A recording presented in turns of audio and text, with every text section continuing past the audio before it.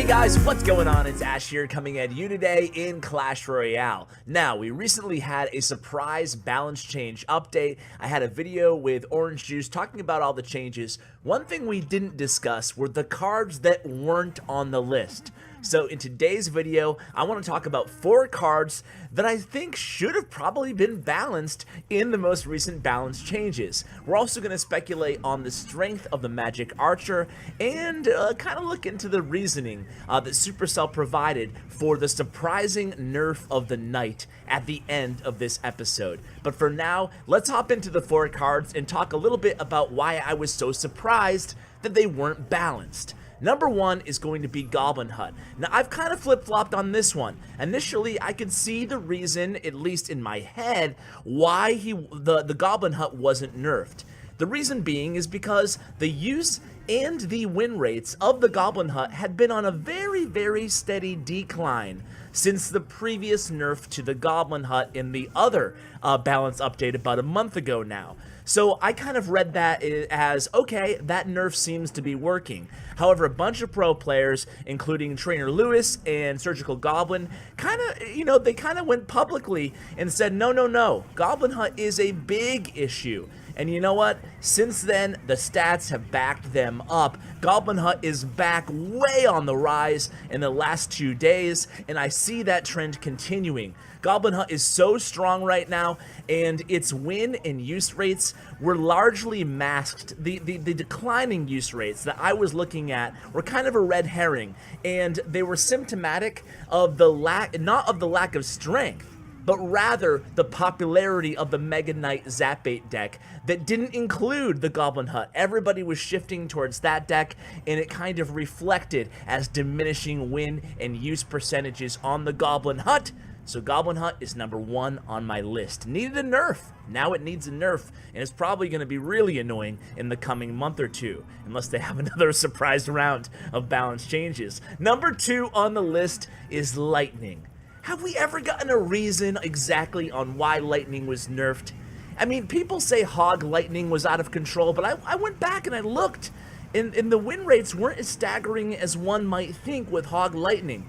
And even Golem Lightning was on the decline at the time of the nerf. One of the reasons that Lightning was already on the decline at the time of the unprecedented nerf to Lightning, I think that was 2 or 3 balance updates ago, was because 3 Musketeer players had learned how to block Lightning. They learned to use Battle Ram. Furthermore, with the introduction of Tornado and the popularity of Rocket, you didn't really need Lightning anymore.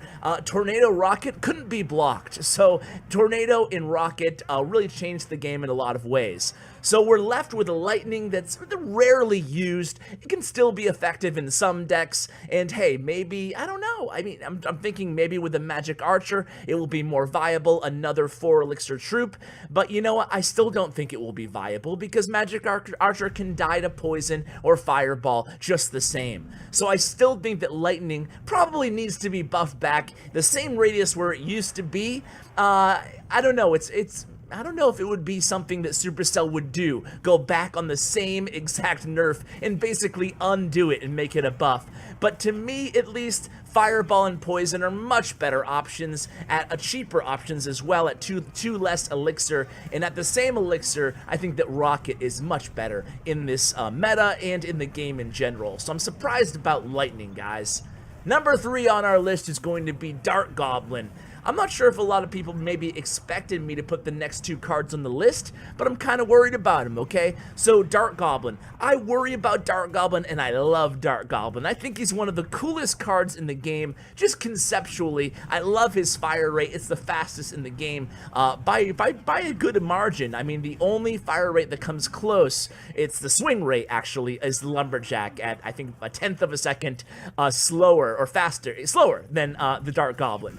So with so much spam going around, the Dark Goblin, it just became victim of all the decks out there building in plenty of spam protectors and counters in their decks. I mean, think about it. With the advent of soon-to-be Magic Archer, along with Hunter, We have Royal Ghost, Dark Prince getting buffed, Mega Knight introduced to the game. There's been a lot of splash damage cards that have entered into the game since the poor Dart Goblin came to the arena, and poor Dart Gob only got one buff quite a while ago. So I think he could probably use another buff just to keep him up with the meta. You know, it'd be nice to see him competitively, something we don't really see right now. So I would give the Dart Goblin a small buff as well. Speaking of buffs to cards we might not expect, before we get to my fourth and final card, I do want to give a quick honorable mention to Heal, Barbarian Hut, Elite Barbs, and Royal Giant. Elite Barbs, Royal Giant, Heal, and Barbarian Hut all have anemic win rates and usage rates at tournament level standard and top 200 gameplay. That means competitively, they're no good. They suck. So they deserve a big buff. However, all of those cards, Heal, Barbarian Hut, Elite Barbs, and Royal Giant, jeez, Ash, get the right one, dude.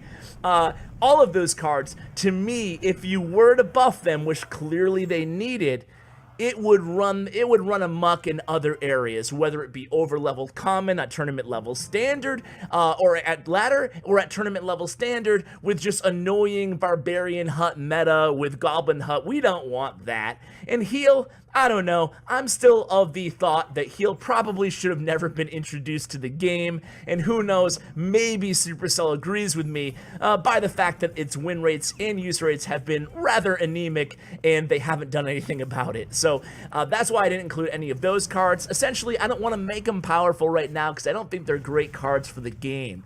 And then Hog, I know if I don't talk about Hog, a lot of people will probably be upset. So I want to give my quick thoughts on Hog, and that is not very great right now at tournament level standard. Ladder, he's doing his thing. Almost 30% usage rates across the entire threshold of all the arenas. However, I think that nerfing a card that's not great at tournament level standard, A, and B, it's like the free-to-play player's best win condition, best option on ladder. I just don't think it's a good idea. So that's why I'm of the camp that Hog does not need a nerf right now. I'm sure some people will be happy, some people will be very irate that's my opinion. But guys, it's only a game. My fourth card is actually Bowler. I do feel like Bowler definitely needs a buff. Now, Bowler's not an awful card, but again, we have to think back. A few months after Bowler was introduced to the game, they introduced the Executioner. A few months later, the Tornado.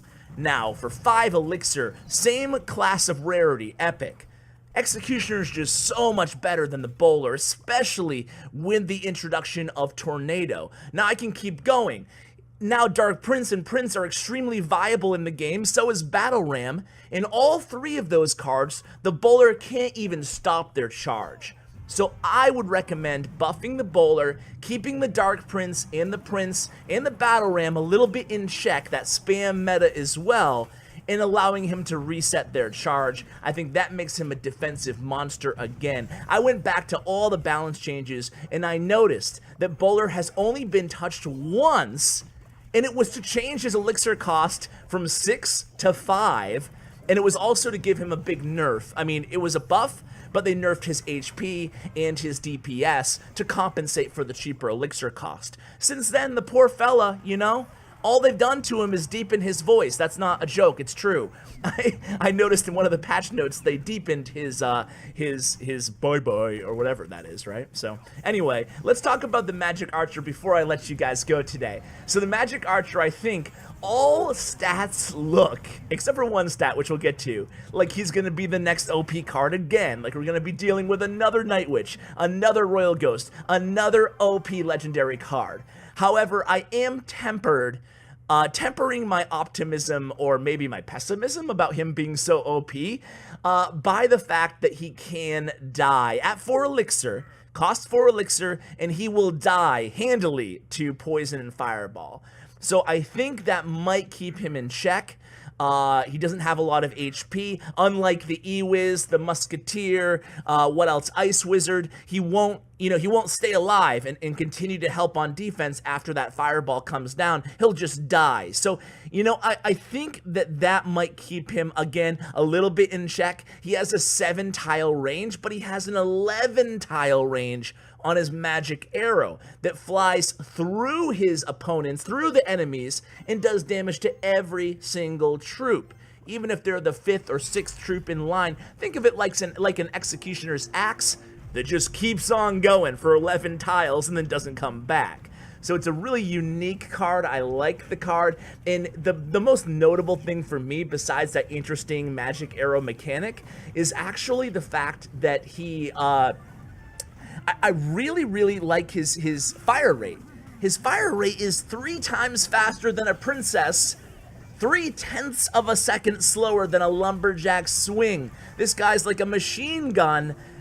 Pretty crazy, right? That's a very fast fire rate, a very long range, especially when you give the 11-tile range of the magic arrows. That's 2 more tiles than the princess. So if he's 2 tiles away from the bridge, he can feasibly hit the opponent's princess tower with his magic arrow.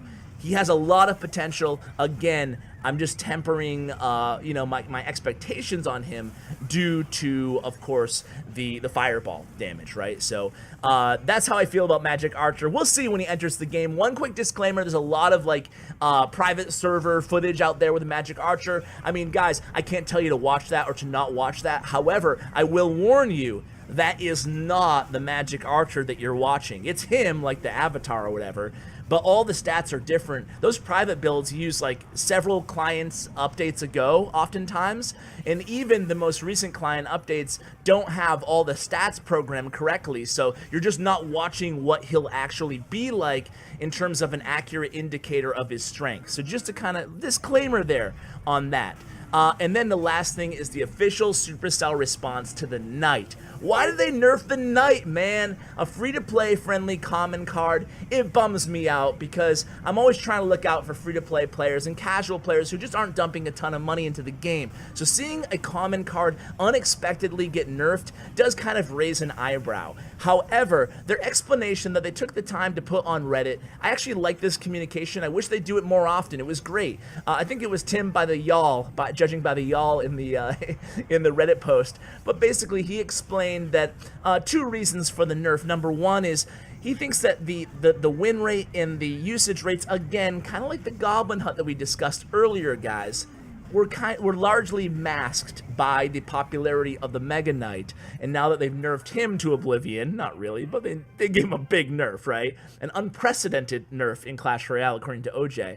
I think that they thought that the Knight was a lot better than his stats would indicate, okay? So with that in mind, and the secondary goal of making the Valkyrie and the Mini P.E.K.K.A. more viable again in competitive play, they decided to nerf the Knight. Again, I see the logic there. It does make sense. I don't know why you wouldn't extend that logic into cards like the Goblin Hut, but either way, and you could probably make a case for Ice Golem needing a nerf under that logic as well, even though I don't want that. But it is kind of curious, but at the end of the day, it does suck to see a common win condition getting a nerf. However, I hope that Valkyrie is competitively viable. It would be nice to see her viable. I like the card, so as long as things remain fresh, I am optimistic about the meta. And then, this video does sound a little like kind of being a crybaby. Why didn't you do this? Why didn't you do that? I must say that overall, I did actually think that the balance changes were great. And I love that they were more frequent to keep the meta kind of finely tuned. So I hope they continue with that trend. And overall, I did actually agree with the balance changes they did make, except for maybe the Knight. I was surprised by that. But hey, you can't get everything, right? You can't get everything you want, Ash. So guys, thank you for watching. I really appreciate it. Let me know what your opinions on the cards that I mentioned are in the comments below. Check out my YouTube partner, Bren Shong, in the description below. He's doing daily giveaways now on Twitter, all kinds of fun stuff. So check him out. Guys, thanks so much for watching. And as always, take care, guys.